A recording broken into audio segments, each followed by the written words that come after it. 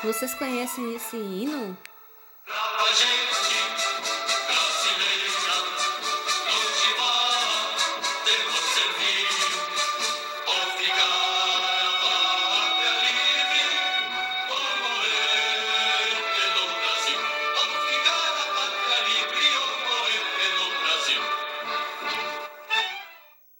Vocês conhecem esse hino? Esse é o hino da independência, tá, gente? Nós temos o hino nacional e nós temos o hino da independência.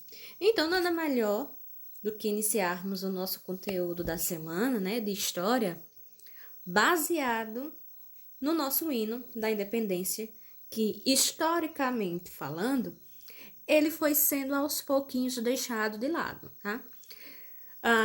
Ele é cantado nos momentos cívicos, tá?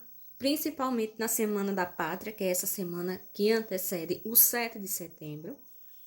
Mas nos outros momentos, como por exemplo, a abertura de Jogos Olímpicos, né, Paralímpicos, a Copa do Mundo, a gente lembra mais de quê? De cantar o hino nacional, até mesmo o momento cívico quando a gente está na escola. Então, por que eu coloquei esse hino, tá, de início para vocês? Porque nem todos vocês conhecem que nós temos o hino da independência. E o hino da independência foi composto justamente por Dom Pedro, mais ou menos 60 anos após a nossa independência. Ele foi composto porque Dom Pedro achou como um meio de ressaltar o processo da monarquia no Brasil, que estava começando a ficar decadente. Tá? O processo de monarquia no Brasil estava começando a ficar decadente, e o que foi que Dom Pedro fez? Dom Pedro sabia, assim, partitura, tocar piano, e ele compôs o nosso hino, tá? Mas vamos iniciar agora o assunto.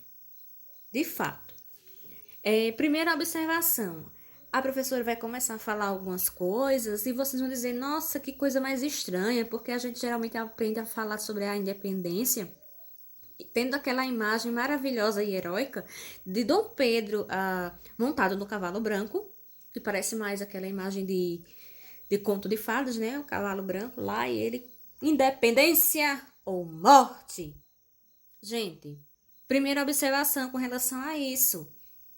Não há dados históricos, não há documento que fale que realmente Dom Pedro deu esse grito com relação ao processo de independência, tá?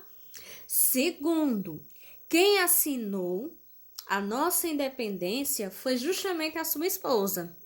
Professora, peraí, que a frase ficou um pouquinho assim, ambígua. A esposa de quem? A esposa de Dom Pedro. Ela que assinou uma documentação, tá? Dizendo em 2 de setembro de 1822 que o Brasil ele estava separado, independente de Portugal.